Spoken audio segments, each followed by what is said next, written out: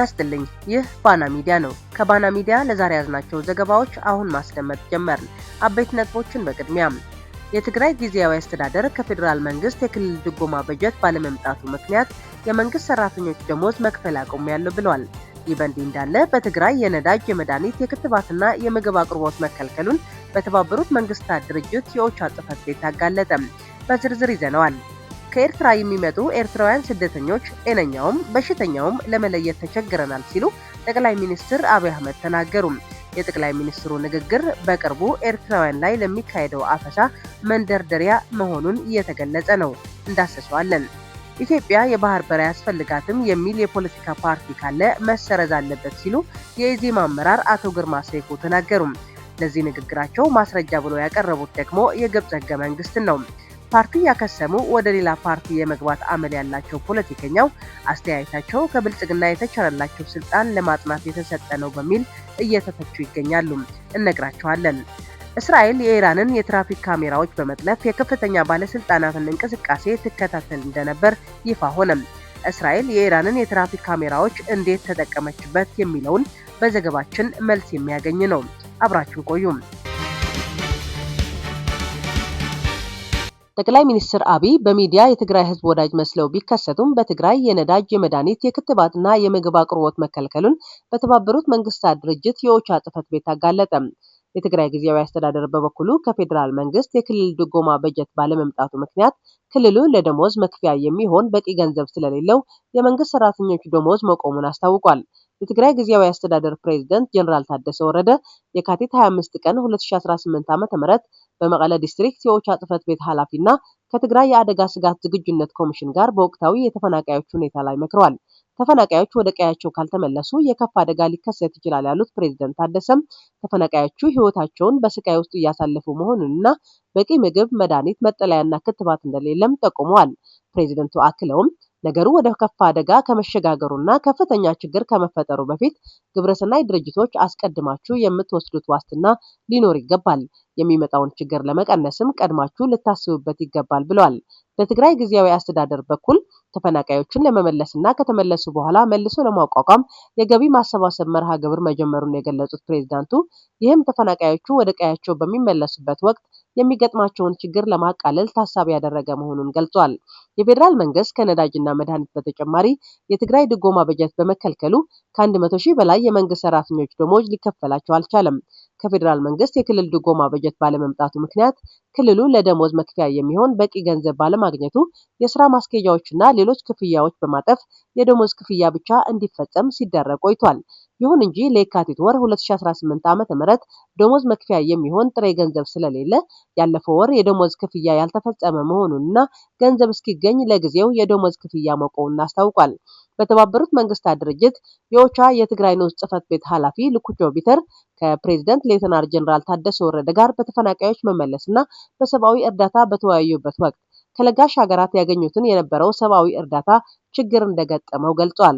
የመቀለ ዲስትሪክት የኦቻ ጽሕፈት ቤት ኃላፊው እንደገለጹት በትግራይ በሚገኙ ባንኮች ውስጥ የጥሬ ገንዘብ እጥረት በመከሰቱ ተፈናቃዮች መርዳት እንዳልተቻለም ተናግረዋል። በተጨማሪም የነዳጅ፣ የመድኃኒት፣ የክትባትና የምግብ አቅርቦት ችግሮች በስፋት ማጋጠማቸውን በመጥቀስ ይህንን ለመፍታት አዳጋች እንደሆነም ገልጿል። መሬት ላይ ያለው እውነታ የሆነ ሳለ ጠቅላይ ሚኒስትር አብይ አህመድ ግን ሰላም ፈላጊ ለመምሰል የትግራይ ህዝብ ሰላምና ልማት ይገባዋል ሲሉም ተደምጠዋል። ሰላምና ልማት የሚመጣው መሰረታዊ የሰው ልጅ ፍላጎቶች ሲሟሉ ናቸው። እነዚህም አቅርቦቶች እንደ ጦር መሳሪያ መጠቀምና ከሰላም ልማት መርህ ጋር አብሮ አይሄዱም። ስለዚህ መግለጫው ካለፈው ስህተት ተምሮ ለመታረም ሳይሆን ወቅታዊ የፖለቲካ ትርፍ ለማግኘት የተደረገ የቃላት ጨዋታ መሆኑን ብዙዎች ይስማሙበታል። ሌላ ጠቅላይ ሚኒስትሩ ያነሱት ጉዳይ የኤርትራ ጦር ትግራይ ውስጥ ገብቶ ከባድ ወንጀል ፈጽሟል። ንጹሃንን ገደለ፣ ተቋማትን ዘረፈ፣ የሲቪልና ማህበራዊ ተቋማትን አወደመ። በተለይም በአክሱም ከተማ በሁለት ቀናት ውስጥ በመቶ የሚቆጠሩ ወጣቶችም ጨፍጭፏል። በአክሱም ብቻ ሳይሆን አድዋ፣ አድግራት፣ ሽሬን ጨምሮ ቤቶችን አፈረሰ፣ ኢንዱስትሪዎችም አወደመ፣ ማሽነሪዎችም ዘርፏል ብሏል። ይህ መግለጫ ከ3 ዓመት በፊት በሰፊው ሲነገር ከነበረው ኤርትራውያን ወንድሞቻችን ናቸው እየረዱን ነው ከሚለው ትርክት ጋር ፍጹም ተቃራኒ ነው። የኤርትራ ጦር በትግራይ ላይ ያደረሰው በተለያዩ ዓለም አቀፍ ተቋማት ሲዘገብ የነበረ ቢሆንም በወቅቱ ከመንግስት በኩል ክህደት ተደርጎ ይወሰድ ነበር። አሁን የኢትዮጵያና የኤርትራ ግንኙነት ሲበላሽ ያዙኝ ልቀቁኝ ማለቱ የመንግስትን ተአማኒነት ጥያቄ ውስጥ የሚከት ተግባር መሆኑን እየተገለጸ ነው። ከኤርትራ የሚመጡ ኤርትራውያን ስደተኞች ጤነኛውን በሽተኛውን ለመለየት ተቸግረናል ሲሉ ጠቅላይ ሚኒስትር አብይ አህመድ ተናገሩ። ጠቅላይ ሚኒስትሩ በትግርኛ ቋንቋ በሰጡት የ40 ደቂቃ ቃለ መጠይቅ ፍራቻና ድንጋጤ ውስጥ መግባታቸውን በሚያሳብቅ መልኩ ህወሓትንና ሻዕቢያን ሲሳደቡ ተደምጠዋል። የኤርትራ ህዝብ የስራ ፍቅር ያለውና ስራ ፈጣሪ ነው፣ ነገር ግን የሚሆነው መንግስት ማግኘት አልቻለም ብለዋል። ትናንት የተናገሩት ዛሬ የማይደግሙት ጠቅላይ ሚኒስትሩ በ2011 ዓ.ም በነበረ የሁለቱም ሀገራት ወዳጅነት ኢሳያስ ማለት አባቴ ነው፣ ወንድሜ ነው የሚሉ ጥልቅ የግል ስሜት የሚንጸባረቅ ቃላት ተጠቅመው አሞካሽታቸዋል። የቀለበት እጅ እስከ ማጥለቅም ደርሰው ነበር። ፕሬዝደንቱ ለኤርትራ ህዝብ ያላቸው ፍቅርና በችግር ጊዜ ያሳዩት ጽናት ለማድነቅም የኤርትራ ህዝብ ኢሳያስን የመሰለ መሪ ስላለው እድለኛ ነው ማለታቸውም የረሱት ይመስላል። ሻዕቢያ ስልጣን ሲይዝ ከ300 በላይ ፋብሪካዎች በኤርትራ ነበሩ። ዛሬ ሁሉም በሚባል ደረጃ የሉም። ያኔ አስመራ ዩኒቨርሲቲ የምትባል አንድ ዩኒቨርሲቲ ነበረች፣ እሷም ተዘግታለች። ኤርትራ እንደ ሀገር አንድ ዩኒቨርሲቲ የላትም ሲሉም ተደምጧል። የራሷ አረቧት የሰው ታማስላለች እንደሚባለው ኢትዮጵያ ባለ 2 ዲጂት የኢኮኖሚ ባለቤት ከዓለማችን ፈጣን የኢኮኖሚ እድገት ከሚያስመዘግቡ አገራት በግንባር ቀደምትነት ትጠቀስ የነበረችው አሁን ላይ የጦርነት ተምሳሌት ሆና ቀርታለች። አብይ አህመድ ወደ ስልጣን ሲመጡ ኢትዮጵያ በርካታ ዶላር የሚያስገኙ ፋብሪካዎች፣ በመቶ ሺዎች የሚቆጠሩ ተማሪዎች የሚያስመርቁ 50 ዩኒቨርሲቲዎች ነበሩ። ከ2010 በኋላ ግን በትግራይ ብቻ ከ250 በላይ ከፍተኛና መካከለኛ ፋብሪካዎች ተዘግተዋል። በአማራና በኦሮሚያ በጦርነት ምክንያት በርካታ የውጭና የሀገር ውስጥ ባለሀብቶች ፋብሪካቸው ዘግተው ወጥተዋል። በኢንዱስትሪ ፓርኮችና በተለያዩ የኢኮኖሚ ቀጠናዎች ውስጥ ብቻ ባለፉት ጥቂት ዓመታት ውስጥ ከ50 ሺህ በላይ ሰራተኞች ከስራ መፈናቀላቸውና እንዲሁም ከ200 ሺህ በላይ የሚሆኑ ሰራተኞች ፋብሪካዎች በሙሉ አቅማቸው ባለመስራታቸው ምክንያት የትርፍ ሰዓት ክፍያና ጥቅማ ጥቅሞች እንደተቋረጠባቸው የተለያዩ የንግድ ምክር ቤቶች ሪፖርቶች ይጠቁማሉ። በዚህ መልኩ አገሪቷን ያደቀቋት ጠቅላይ ሚኒስትሩ የኤርትራ ኢኮኖሚ ስለመውደው አስረጅ ሆነው ቀርበዋል። ኤርትራዊ ሀገሩን ትቶ ወደ ስደት አምርተዋል። ዩጋንዳ፣ ሱዳን፣ ደቡብ ሱዳን፣ ኬንያ፣ ኢትዮጵያ በሁሉም ሀገራት ተሰደው ኤርትራ ባዶ እየሆነች ነው። እነዚህ ከሀገራቸው የተሰደዱት በስደት ላይ ሰርተው እንዳይኖሩ ከእነርሱ ጋር ሰላዮች ጭምር እየላከ ማነው ጤነኛ ማነው በሽተኛ የሚለውን ለማወቅ አስቸጋሪ ስለሆነ ሰላማዊ የሆኑት ችግሩ ላይ እየወደቁ ነው ሲሉም ተደምጧል። እዚህ ኢትዮጵያ ውስጥ ኤርትራውያን እንደ ሀገራቸው ይስሩ የሚል አቋም ነበረን። ችግር እየፈጠረ ያለው ከጤነኛው ጋር ተቀላቅሎ የሚመጣው በሽተኛ አስተሳሰብ ያላቸው ሰዎች ስላሉ ነው። ማነው ጤነኛ ማነው በሽተኛ ለማለት ያስቸግራል ሲሉም ተናግረዋል። አንድ መንግስት በግዛቱ ውስጥ የሚገቡ ሰዎችን ለይቶ የማወቅና ስጋቶችን የመቆጣጠር ኃላፊነት መሆኑን ረስተው ጤነኛና በሽተኛ ለመለየት አስቸጋሪ ነው በሚል ሰበብ በስደት ያሉ ዜጎችን በጅምላ ለማሰር አልመዋል። የትግራይን ህዝብ ጠጉረ ልሙጥ በሚል በተለያዩ ምክንያቶች እንዲገደል እንዳደረጉት ሁሉ በስደት ላይ ባሉ ንጹሃን ኤርትራውያን ላይ መጠራጠርንና ጥላቻን ለማስፋት የተጠቀሙበት እንደሆነም ብዙዎች ያነሳሉ። ኢትዮጵያ የባህር በር አያስፈልጋትም የሚል የፖለቲካ ፓርቲ ካለ መሰረዝ እንዳለበት የኢዜማ አመራር አቶ ግርማ ሰይፉ ተናገሩ። ኢትዮጵያ የባህር በር አያስፈልጋትም የሚል የፖለቲካ ፓርቲ ካለ ከፓርቲነት ተሰርዞ ከፖለቲካው ምዕራፍ መውጣት እንዳለበት የኢዜማ አመራርና የአዲስ አበባ ከተማ ውበትና አረንጓዴ ልማት ቢሮ ኃላፊ ግርማ ሰይፉ ተናገሩ። ስለ ብሔራዊ ጥቅምና የአገር ጉዳይ ደንታ የሌላቸው ግርማ ሰይፉ በአብይ አህመድ የተቸረላቸውን ስልጣን ለማቆየት ዋና የአገር ተቆርቋሪ ሆነው ተከስተዋል። በ2002 ዓ.ም በተካሄደው ሀገራዊ ምርጫ ወቅት የአንድነት ለዲሞክራሲ ለፍትህ ፓርቲን በመወከል የፓርላማ አባል የነበሩት አቶ ግርማ ከ2010 ዓ.ም በኋላ ፓርቲያቸውን አክስመው ሆዳደር ፖለቲከኛ ከሆኑ ሰነባብተዋል። የኢኮኖሚክስ ባለሙያው አቶ ግርማ ብሩም ዝናብና እብድ ወደ ከተማ እንደሚጎርፈው ሁሉ እንደ ወራጅ ውሃ ገንዘብና ስልጣን ወዳለበት የሚጎርፉ የብልጽግና ተላላኪ መሆናቸውም በቅርበት የሚያውቋቸው ሰዎች ይገልጻሉ።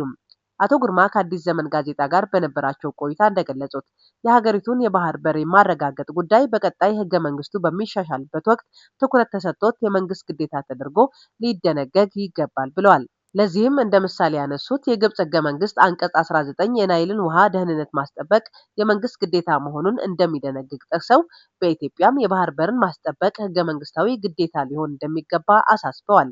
ብሔራዊ ጥቅምን የማስከበር ኃላፊነት በመንግስት ላይ መጣል እንዳለበት የገለጹት አቶ ግርማ ከዚህ ብሔራዊ ጥቅም በተቃራኒ የሚቆሙ አካላትን መቆጣጠር የመንግስት ግዴታ ሊሆን እንደሚገባ አመላክተዋል።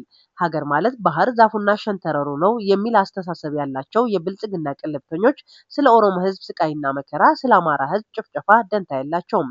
አቶ ግርማ ፓርላማ በነበሩበት ወቅት አቶ መለስ ዜናዊ አገር ማለት ተራራው፣ ወንዙ ወይም ጫካው አይደለም፣ አገር ማለት በዚያ መሬት ላይ የሚኖረው ህዝብ ነው የሚለውን ሐሳብ የሰሙት አይመስሉም። እስራኤል የኢራንን የትራፊክ ካሜራዎች በመጥለፍ የከፍተኛ ባለስልጣናትን እንቅስቃሴ ትከታተል እንደነበር ይፋ ሆነ። እስራኤል የኢራኑን ከፍተኛ መሪ አያቶላህ አሊ ካሚኒን ጠባቂዎችና ሌሎች ከፍተኛ ባለስልጣናትን ለመከታተል ሲባል በቴሄራን የሚገኘው ሰፊ የትራፊክ ካሜራ መረብ ሰብራ መግባቷን ፋይናንሻል ታይምስ ጉዳዩን የሚያውቁት ሁለት ሰዎችን ጠቅሶ ዘግቧል። የኢራን ካሜራዎች ተቃዋሚዎችና የስርዓቱን ተቃራኒ የሆኑ ሰዎችን ለመለየትና ለመከታተል የሚያገለግሉ የሀገሪቱ የደህንነት መዋቅር አካል እንደሆኑ ይታመናል። ሆኖም የእስራኤል የደህንነት ተቋም ሞሳድ እነዚህ ካሜራዎች በራሱ በስርዓቱ ላይ ለመጠቀም ችሏል። እንደ ዘገባ ከሆነ እስራኤል ወደ ካሜራዎቹ መድረሻ ያገኘችው ከዓመታት በፊት ሲሆን በተለይም አንዱ ካሜራ የካሚኒ የደህንነት ቡድን አባላት መኪናዎቻቸውን የሚያቆሙበትን ቦታ በሚያሳይ መልኩ የተቀመጠ መሆኑን አረጋግጠው ነበር።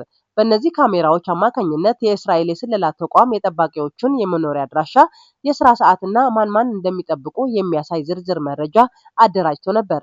በተጨማሪም ካሚኒ በተገደሉበት በቴሄራን ፓስተር ጎዳና ላይ ለጠባቂዎቹ ማስጠንቀቂያ ለማድረስ የሚሞክሩ ሰዎች ስልካቸው እንዳይሰራ እስራኤልና አሜሪካ የተንቀሳቃሽ ስልክ አገልግሎት እንዲቋረጥ ማድረጋቸው ተገልጿል። አንድ የእስራኤል የስለላ ባለስልጣን ለፋይናንሻል ታይምስ ሲናገር ቴሄራንን ልክ እንደ ኢየሩሳሌም እናውቃት ነበር።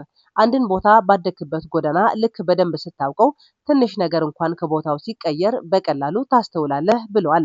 እስራኤል በኢራን አመራሮችና እንቅስቃሴዎቻቸው ላይ ያጠራቀመችውን ከፍተኛ የመረጃ ክምር ለመለየትና ለመተንተን የሰው ሰራሽ አስተውሎት መሳሪያዎችንና አልጎሪዝምም ተጠቅማለች። ይህም አያቶላህ አሊ ካሚኒ ቅዳሜ ዕለት ለተካሄደውና ጥቃት ለደረሰበት ስብሰባ ሲሄዱ ለመከታተል ያስቻለ ሲሆን ሞሳድና ሲአይኤ ከፍተኛ ባለስልጣናት ወደ ስብሰባው እያመሩ መሆኑን እንዲያረጋግጡ ረድቷቸዋል።